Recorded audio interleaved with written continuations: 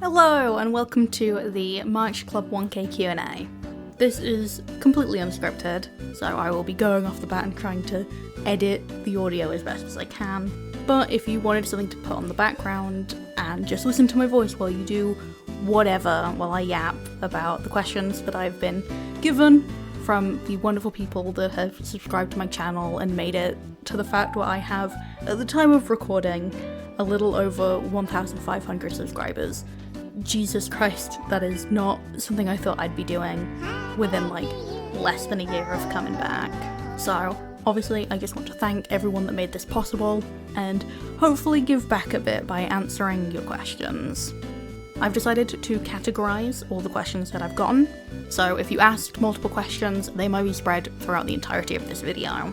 So let's start with the introductory questions that I received. Who am I and what is March? So, hi, I am Price/March. Price is my name, the person behind the channel, and March is my persona, but I'm fine with people calling me either. On screen is all of the other information people might want to know, such as pronouns, all that malarkey, or whatever stuff I decide to put on screen right now. Editing Price, that's for you. So, into a bit more detail, what is March? I've been referring to March as a goat man. They have a bit of Fae inspiration, Dungeons and Dragons stuff, but after playing Cassette Beasts, I've thrown in a bit of Robin Goodfellow in there. A little bit of a trickster, likes to make things, play pranks. March started as my VTubing persona that ended up changing a lot over the 2 years that I was doing that, and while at that time they did have lore TM, none of it really applies now.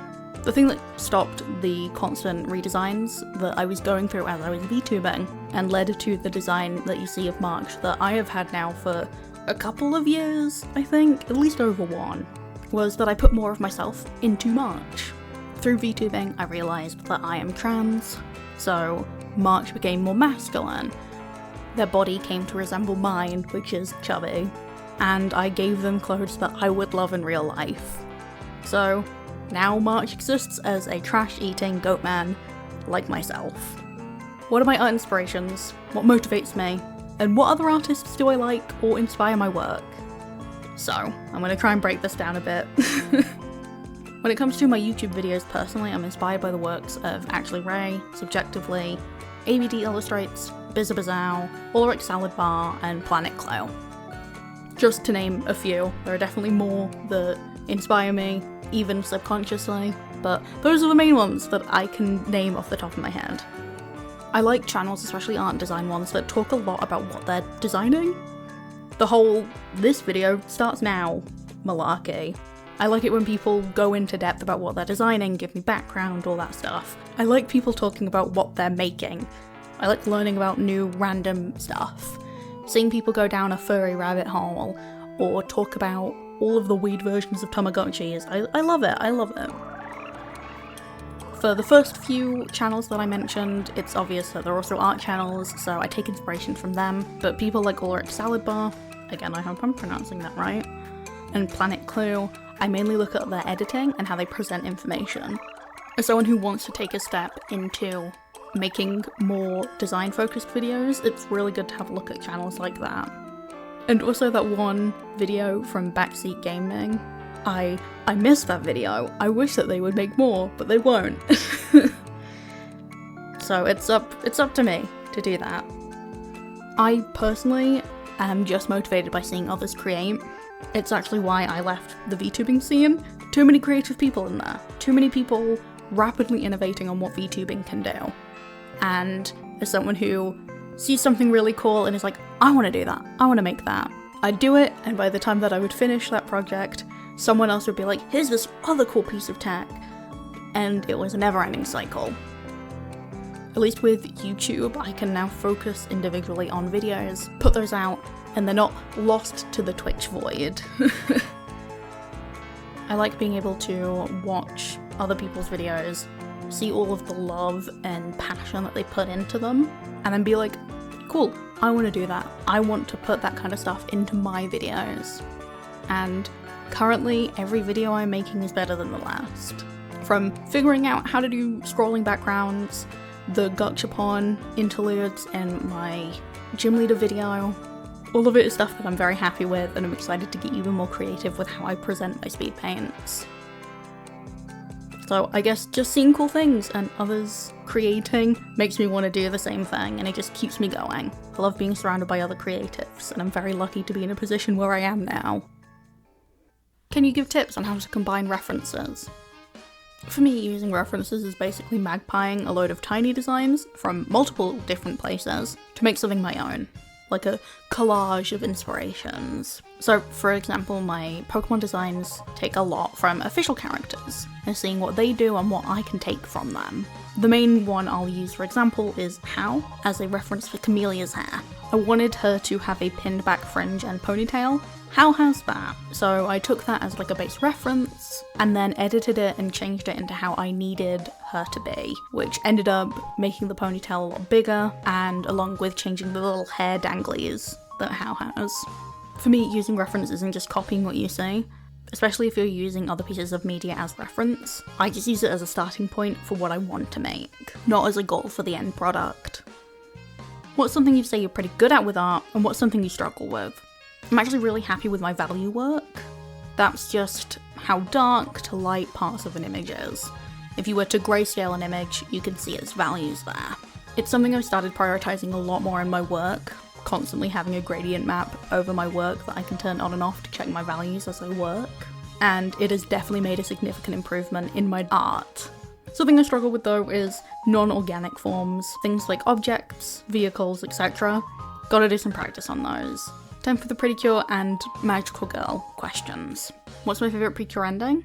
Shooby-Dooby Sweets Time. I love it. I haven't seen a lot of Kira Kira Precure mode, but Shooby-Dooby Sweets Time is just such a good song. What magical motif and message would you represent if you became one? When it comes to magical girls, I'm a sucker for nature and water themes. I personally prefer dandelion images for myself, so if I was a Precure, I would be Pure Dandy. If you have one, what's your favourite Precure trope? And in reverse, what's your least favourite? And just out of curiosity, what kind of stuff do you watch/listen to while drawing? I like teams that start off as a duo. I think it lets the series breathe when it comes to character development, when focusing on making a strong pair before expanding it, compared to the other seasons where they start with like 5 characters. But that's just personal preference. And I watch a lot of video essays and let's plays while I'm drawing. Anything that has like over an hour of runtime where I don't have to worry about changing what I'm watching or listening to while I do art. Would you draw any characters from different games as magical girls? Personally, I don't see myself doing that, mainly because it's something that other YouTubers have done, and a lot better than I could personally. I want to make things that don't exist on YouTube, or at least ones that I feel like I could significantly put my own design sensibilities into. But if you are looking for content like that, Ashley Ray and Momo Purin have amazing videos on that. How do you find the balance in incorporating the themes of the design without making it too cluttered? What are your inspirations for your Precure fan series? And finally, what are your main goals that you want to accomplish? When it comes to designs, I normally have a mood board on the same canvas I'm working on, or on my phone if I'm working traditionally, so I can keep in mind my inspirations as I draw. I also do a lot of fast iteration. That just means I don't spend a lot of time on one idea. Instead of defining one sketch, I'll keep drawing the same character over and over again and change things to get as many ideas out of my head as possible and onto paper. After that, I can look at what I have and choose the best parts of all of those sketches. That's why you'll see in a lot of my iteration work, the same character's head drawn like 20 times. It's because I'm figuring out how I want to draw them. Starspark Precure was originally conceived as a partner series to Go Princess. That's why it's night themed. I also made it as a way to explore the cool stuff Happiness Charge floated around, but never really fulfilled. But that inspiration is more relevant to the 2015 version of the story. Honestly, it's a product of where I was when I made the version available on YouTube. It was my last year of uni, and June reflects a lot of my anxieties about education at that point. Cass is the part of me that got their first job and felt like a child in adult situations. Mari is me dealing with being in my 20s and loving things that a lot of people see as childish, along with me trying different avenues of creation, like getting into crochet and knitting, and pursues my gender exploration as I realised I was trans-masc. Probably a bit heavy, but I just wanted to make a Precure season that reflected me, and as for my main goals, I just want to make comics, I want to make videos, I want to put all of my weird ideas out there for people to just look at. I like making things and I like entertaining people, so if I can do that as a full-time job, I will be the happiest human being in the world. What's your favourite Precure? Cure focus story arc, Precure movie, and your top 10 favourite songs. Okay, Cure Flora and Cure Wing, the arc of Toa becoming Cure Scarlet, All Stars F, and when it comes to music outside of Precure, my music tastes change a lot from early 2000s rock and indie, but I'm also a big fan of Vocaloid and J-rock. What is my favourite Precure season and why? Go Princess. It came out at the right time. I was moving into higher education, and having a story about chasing your dreams, even if they seemed impossible, was what I really needed at the time. Am I going to continue the Precure fan series?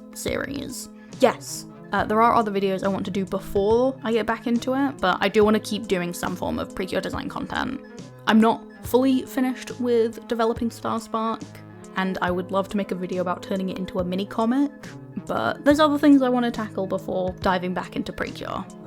One of my favourite Magical Girl shows. I don't actually watch a lot of Magical Girl shows, but Tokyo Mew Mew, Modica, and Precure are the main ones.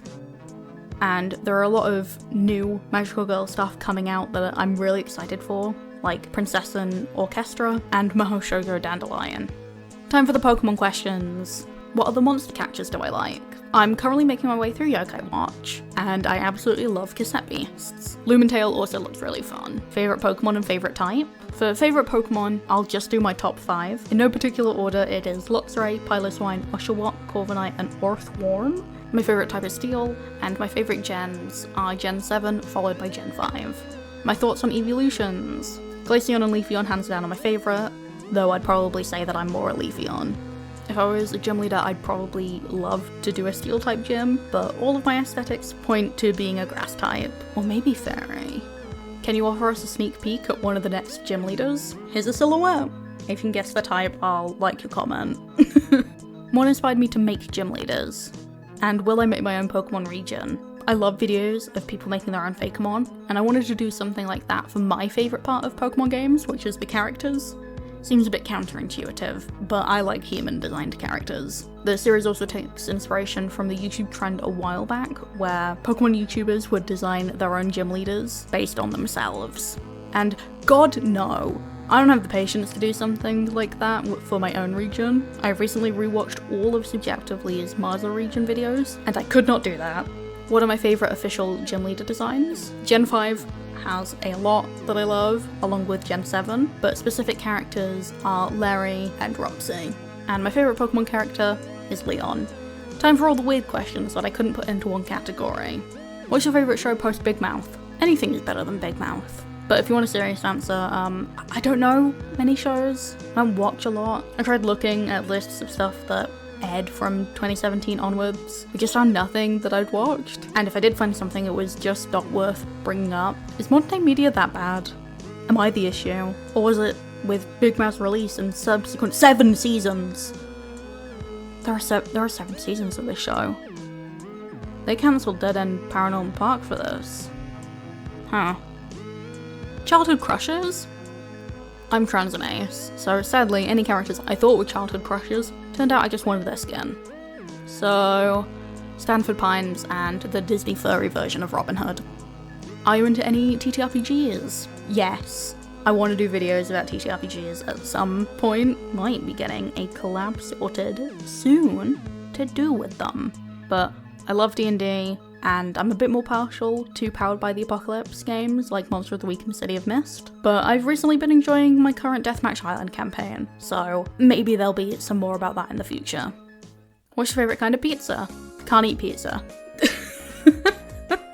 Do I have any characters I want to tell you viewers about? Absolutely. I have 3 webcomics available on Tapas, along with a 4th I want to make a proper video about when I have the time to actually make it. But here's the rundown. Red Jumper is a wolf and cub story about an interdimensional criminal having to take care of a human teenager as they both run from authorities and try to get the human home.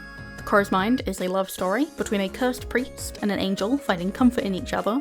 Dandelion Atelier is about depressed witches and an eldritch MILF trying to make them worse. And Immortal Road Trip is about 2 immortals travelling across England to try and work through their long pasts together. Are there any other design series I want to work on other than my Pokemon gym leaders? I'm actually working on part of my new design series right now. It'll contain more variety compared to my gym leader videos, as I do want to remind people I'm not just a Pokemon channel. I am a variety art and design channel. It's just a lot of what I want to make right now is Pokemon related. Said video should be the next one out. We'll see, it's in development hell right now. What's the most powerful animal you think you can beat in a one-on-one fight? You fight in their ideal environment, no weapons, only yourself, you battle to the death, and sustain all injuries post-fight. Yeah, I could take And last, the most important question, why? Obviously that one's easy, it's